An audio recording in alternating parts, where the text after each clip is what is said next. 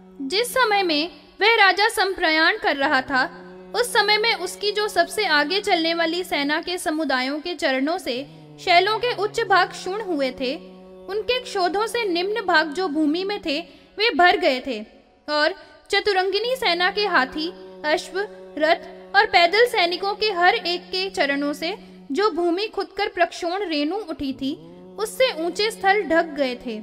एक तरह से वह भूमि निरंतर ऐसी ही हो गई थी। अनेक दर्प से परिपूर्ण हाथी, घोड़े और रथों के व्यूह से सभिन्न वीरों को निहनन करने वाले उसकी शोभा तुरंत ही असुरों के समूहों की सेनाओं का हनन करने वाले भगवान शिव की शोभा को धारण वह नृप कर रहा था। उनके कर्मों के अभिशंग होने पर दूर से ही शत्रुओं के नगर के विरोधों में ऐसा अभिशंसन करते हुए कि यहाँ से शीघ्र ही कहीं से भाग जाने के क्षणों का निर्देश करता है और प्राणियों के धैर्य का किया करता है। वह राजा जिसको सब दिशाओं में विजय प्राप्त करने की इच्छा है, जिस राजा के ऊपर अभिमान करेगा, वह राजा उसके देश को प्रणति को प्राप्त करा देगा। उस नृप ने सभी नृपतियों को जीतकर उनको अपने चरणों का अनुचर बना लिया था। उसे महान वीर राजा ने कुछ नृपों के संकेत पर गमन करने वाला बनाकर उनको अपने ही राज्य पर भेज दिया था, अर्थात अपनी आज्ञा के इशारे वाला होना उन्होंने स्वीकार कर लिया था, तो उनको राज्य पर बिठा दिया था। इस रीति से सब दिशाओं में विचरण करके फिर राजा दक्षिण की ओर अभिमुख हुआ था। उस राजा ने अपने साथ पूर्व में की हुई शत्रुता स्मरण करके है राजाओं के ऊपर आक्रमण किया था। फिर उन सबके साथ जो पूर्णतया रथों और हाथियों से संयुक्त थे, इनका महान युद्ध हुआ था। उन है वीरों के साथ उसका बड़ा ही रोमांचकारी भीषण युद्ध हुआ था, जिस युद्ध में सहस्त्री राजा थे और बड़ी विशाल सेनाएं भी थी। उन सभी का निहनन महान बाहुओं वाले कौशलेश्वर ने अत्यंत क्रुद्ध होकर कर दिया था। फिर है नृपों को जीतकर उनकी पुरी को तोड़कर दग्ध कर दिया था। वैर के अंत करने वाले नृप ने उनकी पुरी को पूर्णतया शून्य कर दिया था।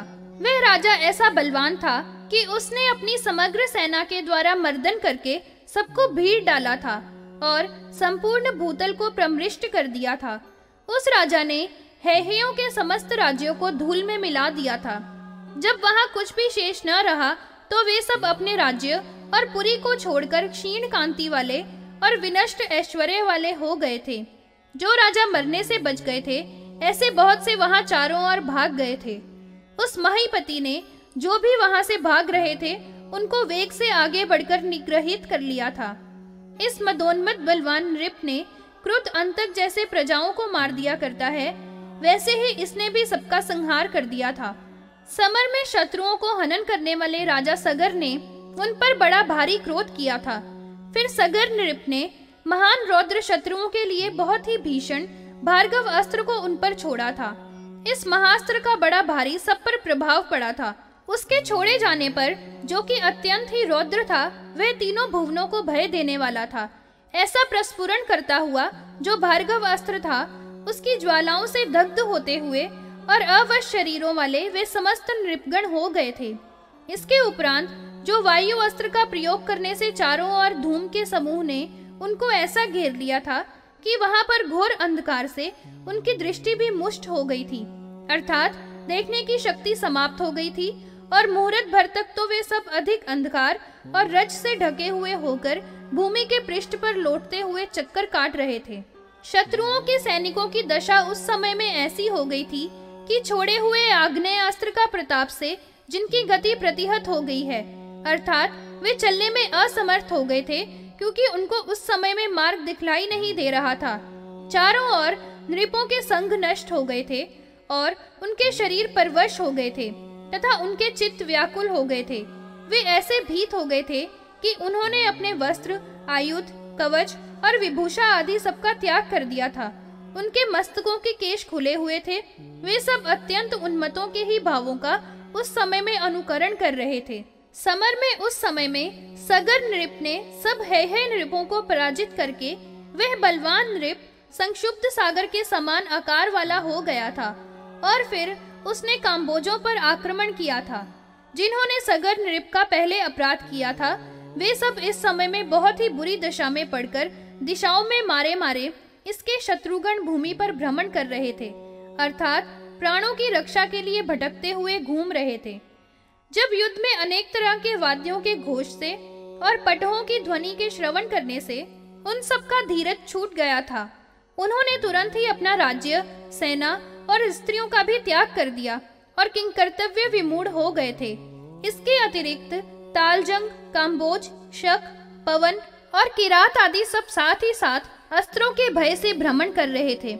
उस सगर नरेश्वर के भय से डरे हुए शत्रुगण उस समय में ऐसे हो गए कि कुछ की तो प्रताप की अग्नि की ज्वाला से दृष्टि ही नष्ट हो गई थी, और वे सब अपना राज्य, बस्ती का त्याग करके पुत्र आदि के साथ शत्रु की सेनाओं से खदेड़े हुए जंगम में पहुंच गए थे।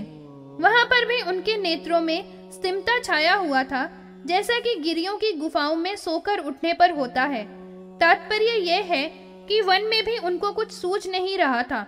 शत्रुओं से कर्षण करने वाले उस राजा ने रण में तालजंगों को निहत करके और उनके सैनिक तथा वाहनों का विनाश करके उसने क्रम से उनके राज्य का ध्वंस कर दिया था। इसके अनंतर पवन, काम्बोज और किरात आदि तथा वल्लभ एवं पारत प्रभृति को सबको क्रोध में समाविष्ट होकर राजा सगर ने मार गिराया था। उस महायुद्ध में मारे जाते हुए वे सब राजा लोग उस प्रतापी राजा के द्वारा प्रताड़ित होकर मरने से जो भी कुछ बच गए थे, भयभीत होते हुए समुदाय के समुदाय चारों ओर भाग गए थे।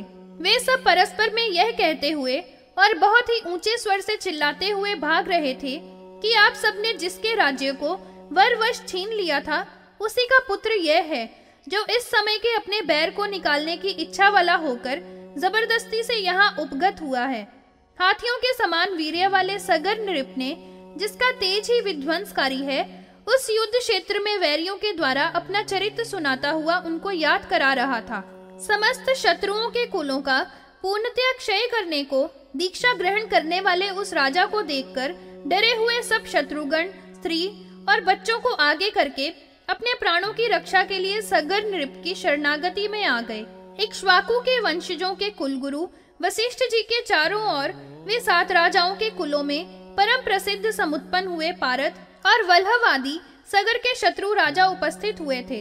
वशिष्ठ जी के समीप में ही ऋषियों से घिरे हुए निवास कर रहे थे। वहां पर उन सब ने उपगत होकर हाथ जोड़कर उनसे कहा था, हे ब्राह्मण, आप ही हमारी रक्षा करने वाले हों। हम बहुत ही आर्त हैं और अभयदान के इच्छुक हैं। हम सब राजा सगर के अस्त्र को अग्नि से निर्दग्ध शरीर वाले हैं और मर रहे हैं। वे राजा सगर तो अपने बैर का अंत करने के लिए उन्मुख हो रहा है और हम सबको ही मार रहा है। उसी के भय से हम निकलकर भागे हुए हैं और अपने जीवन की रक्षा के चाहने वाले हैं। हमारा सबका राज्य, भोग, समृद्धि, स्त्री, संतति और बांधव सभी कुछ विभिन्न हो गया है। अब तो हम केवल अपने प्राणों की रक्षा के लिए आपकी शरणागति में आए हैं। इस लोक में आपके सिवाय अन्य कोई भी पुरुष ऐसा नहीं है जो सौहार्द से तथा बल विक्रम से उसको हटाकर इस महान भय से हमारी रक्षा कर सके। आप तो निश्चित रूप से सूर्य वंश के भूपों के कुल गुरु माने गए हैं और उस राजा के वंश में जो भी पूर्वज हुए थे उन सब ने आपको कुल गुरु बनाया है और इन सब पर भी आपका प्रभाव उसी प्रकार का है। इस कारण से आज भी यह राजा सगर अपने कुल गुरु आपके गौरव से यंत्रित है। यह कभी भी आपके आदेश का उल्लंघन, अपनी मर्यादा को समुद्र की भांति नहीं करता है। हे विभो, हमारे तो इस समय में आप लोगों के गुरु हैं, इसलिए हे महाभाग, आप ही इससे हमारी रक्षा करने के योग्य होते हैं। जैमिनी ने कहा, ऋषिवर भगवान वशिष्ठ जी ने उनके इस वचन का श्रवण करके शरणागति में समागत उनको धीरे से अवलोकित किया था। उनसे सभी वृद्ध, स्त्री और बालक बहुत से थे और मरने से बचे बचाए नृप वंशज थे। ऐसी दुरावस्था में स्थित उन सबको देखा था तो वशिष्ठ जी का हृदय करुणाद्र हो गया था, क्योंकि यह तो सभी प्राणी मात्र पर अनुकंपा करने वाले महापुरुष थे। बहुत काल पर्यंत उनका निरूपण किया था और मन में बड़ा आदर करके उनका विलोकन किया था। फिर उन महती मति वाले वशिष्ठ जी ने उनको उज्जीवित करते हुए धीरे से कहा था, आप लोग डरो मत।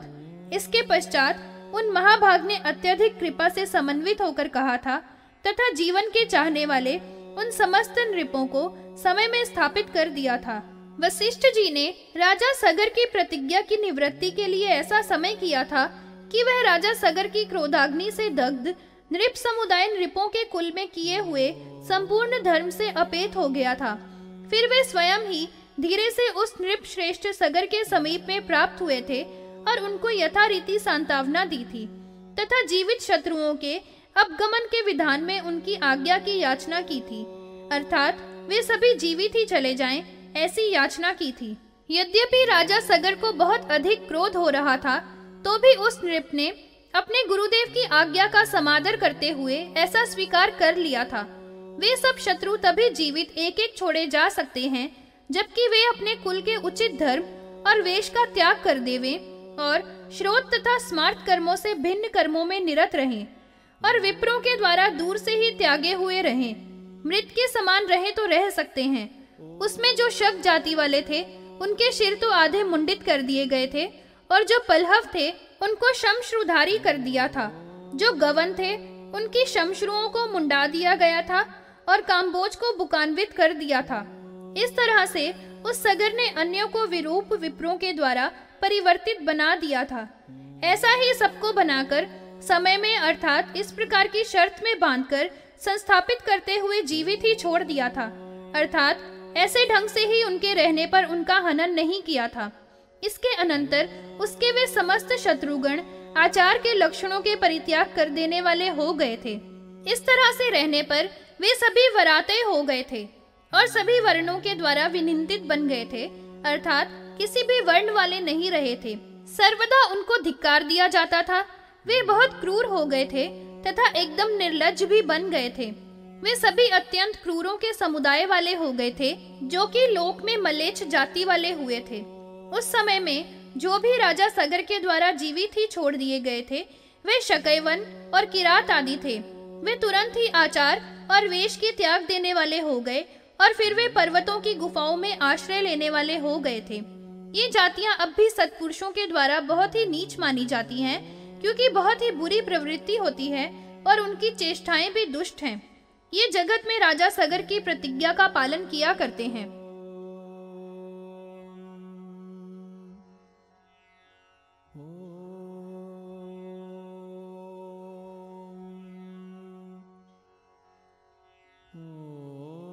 सगर की दिग्विजय।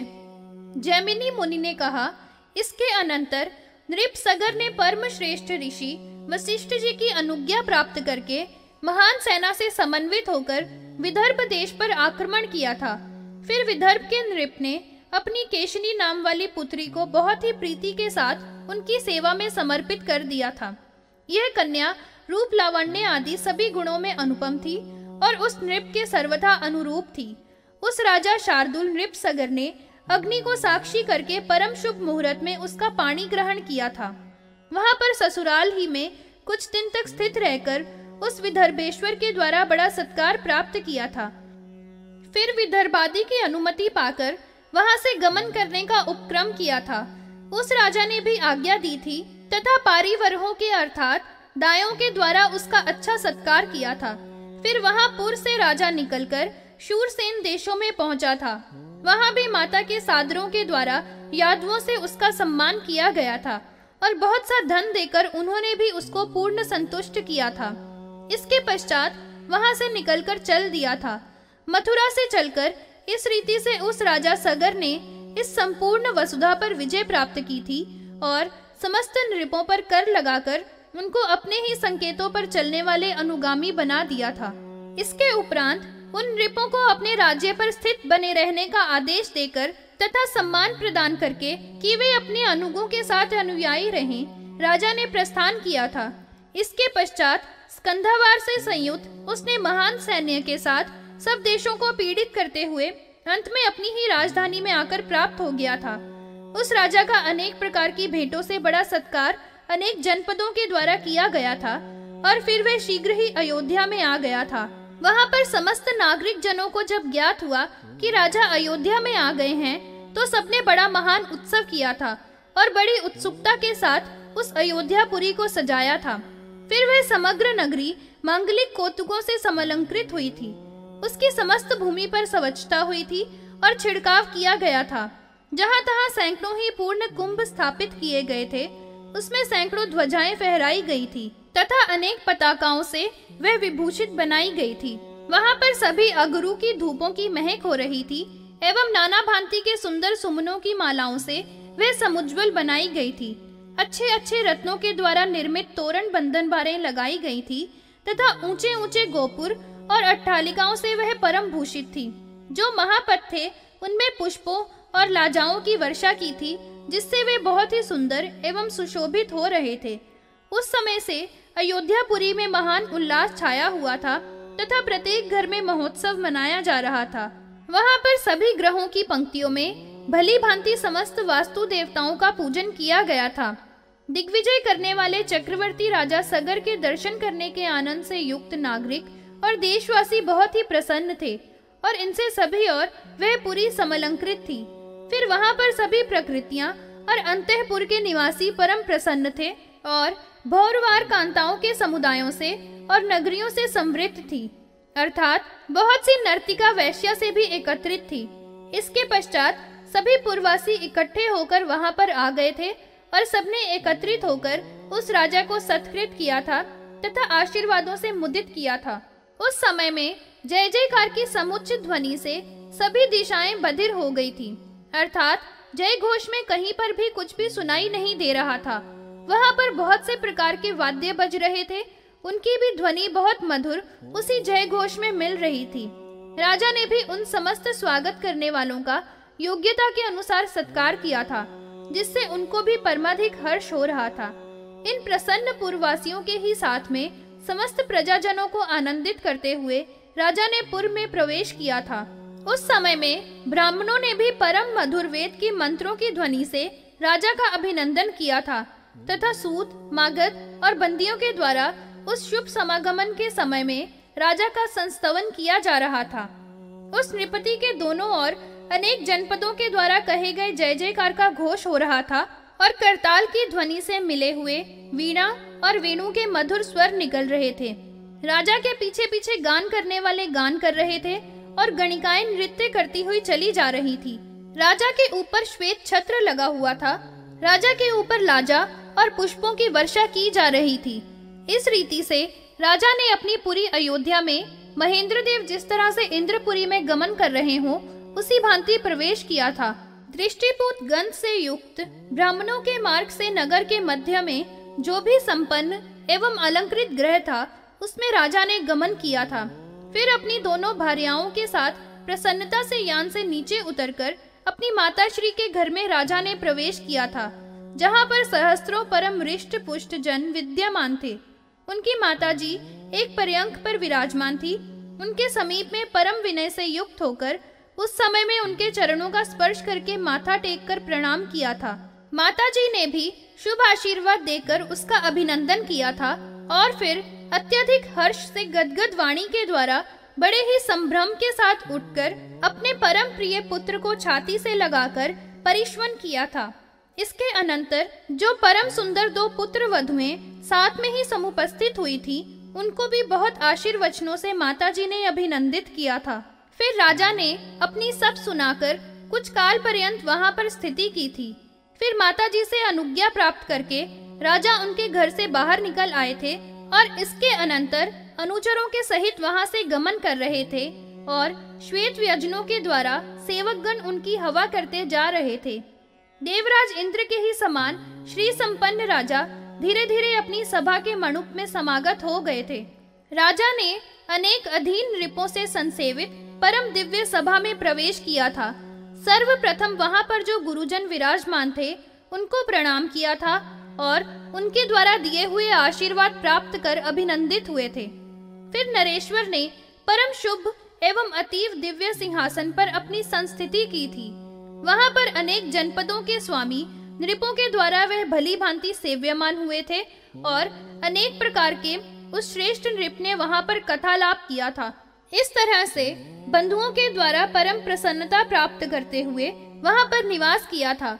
इस रीति से नृप ने समस्त दिशाओं को जीतकर अपनी की हुई प्रतिज्ञा का पालन किया था। न्याय के अनुसार उस उदार बुद्धि वाले नृप ने तीनों धर्म, अर्थ और काम को प्राप्त किया था उस राजा का प्रभाव ही ऐसा था कि जिसके द्वारा विविध एवं समस्त दिशाओं के मंडल के स्वामियों को पराजित कर दिया था।